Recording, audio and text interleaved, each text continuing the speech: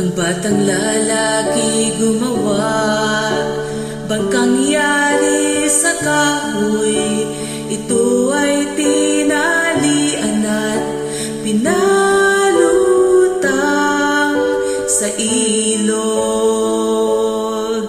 Ngunit sa agos ay naputol ang tali at bangkay na anod.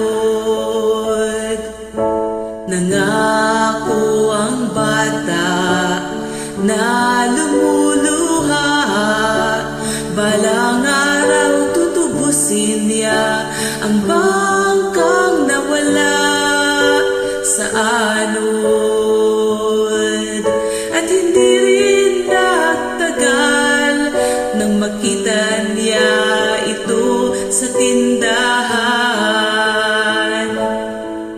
Kaya inipon kanyang pera at binili ang bangka, at sa pagtalikod maririnig ang sabi niya, ngayon ika'y akin, 2 beses kang akin. Minsan dahil ginawa kita, pangalawa dahil binili kita. Ngayon ika'y akin, 2 beses kang akin. Ito'y dahil mahal kita.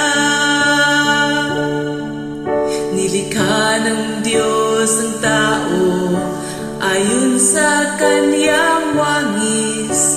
Pinatira sila sa hardin at ibinigay ang kanyang utos.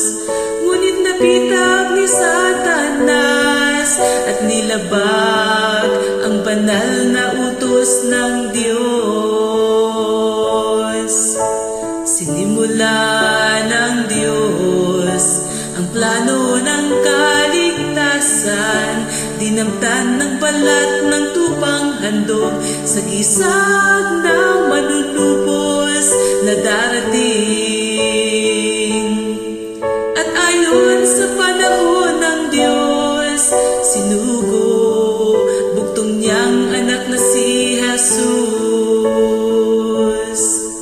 Tinupad utos ng Diyos, di nagkasala, inialay ang buhay na buhay at nagsabi, ngayon ika'y akin, walang hanggang akin.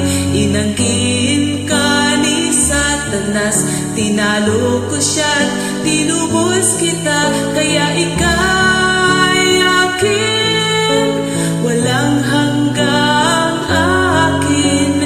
Ito'y dahil mahal kita. Ngayon ika'y akin, walang hanggang akin. Inangkin ka ni Satanas, tinalo ko siya.